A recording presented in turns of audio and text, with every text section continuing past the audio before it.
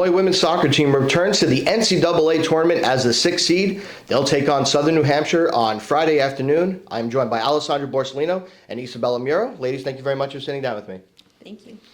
So Isabella, most outstanding player of the ECC tournament this year. After winning the conference last year, what was the biggest difference between this year's tournament and last year's tournament? This year's tournament, we had definitely a lot more, like a target on our back, because this year we were the 1st seed, last year we were the 4th, and I think it was a little different because last year I was a freshman, and then we had like a lot of older girls, and then this year I'm a sophomore still, but I felt like I had to take a bigger leadership role just because we had a lot of new freshmen.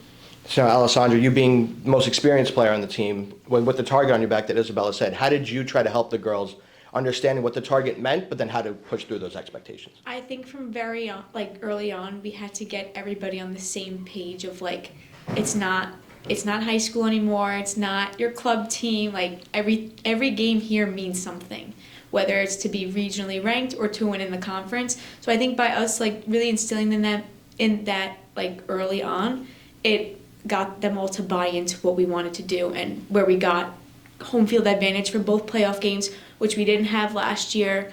So that really played a huge part into how we were so successful. And now, again, based off the experience you've had, you have 3 ECC titles, now making your 3rd NCAA appearance. What makes this team so special as compared to the other 2 teams that made the tournament?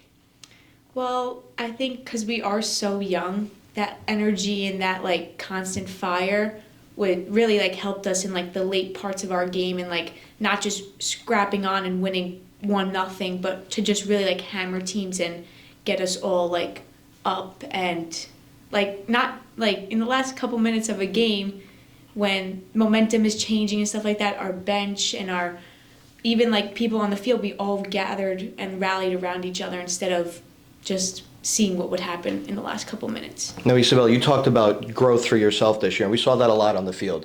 After you waited till the playoffs last year to score your first goal in a great way, this year you lead the team now in points. How important is that development for you, and how have you brought that to the entire team? I think just my confidence really skyrocketed. I mean, I saw I could do it last year, so now this year I kind of stopped worrying so much about being perfect, and I just played, and I knew that my teammates had my back all the time, so it was just easy. And that's shown throughout the entire season. So now you guys go up to play Southern New Hampshire, the 3rd seed. What do you guys have to do to come out on top against Southern New Hampshire, outside of just getting there and getting past that initial blockage that you won't be at home? I think we just have to play with everything we have and just work. We really just have to work.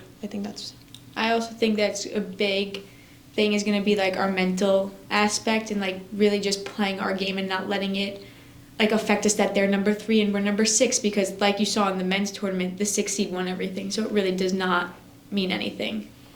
The Malloy women's soccer team will take on Southern New Hampshire in Ridge, New Hampshire, hosted by Franklin Pierce, Friday at 12 noon.